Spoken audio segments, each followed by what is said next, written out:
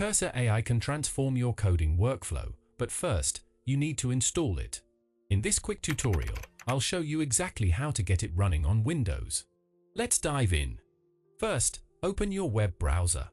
Head over to the official Cursor website by typing cursor.com into your address bar. Always download from the official website to ensure you're getting the legitimate, safe version of the software. Once you're on the homepage, you'll immediately see a prominent download button. The website automatically detects your operating system, so it should show download for Windows. Click this button and the installer file will begin downloading.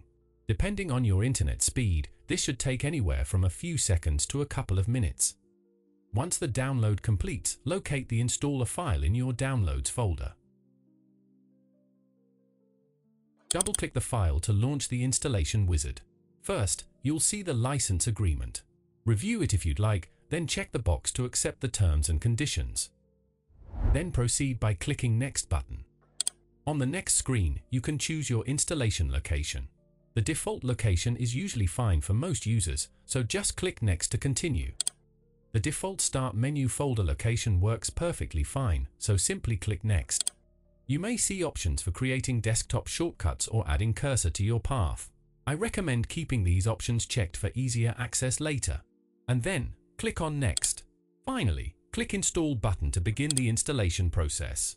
The progress bar will show you how the installation is proceeding. This typically takes 30 seconds to a minute. Once the installation completes, you'll see a Finish button. Make sure the Launch Cursor checkbox is selected, then click Finish. Cursor AI will open for the first time. You'll be prompted to sign in or create an account. Let's go ahead and sign up now. I'll continue by signing in with my Google account. Make sure to enter your correct Gmail credentials.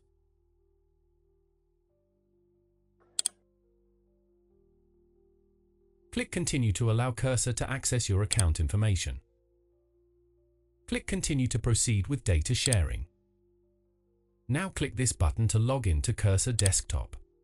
Perfect! Now let's head back to our setup to complete the configuration. Here you have the option to import your settings from VS Code, but for this tutorial, I'll click Continue to skip this step. For the theme selection, I prefer the dark theme, so I'll click Continue. Great! We've reached the welcome screen. Go ahead and click Continue. We're now inside the Cursor IDE. Let's create a test project folder on your desktop.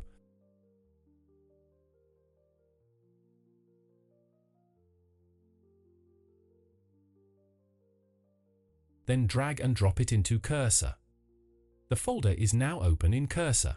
From here, you can create any file you need for your project.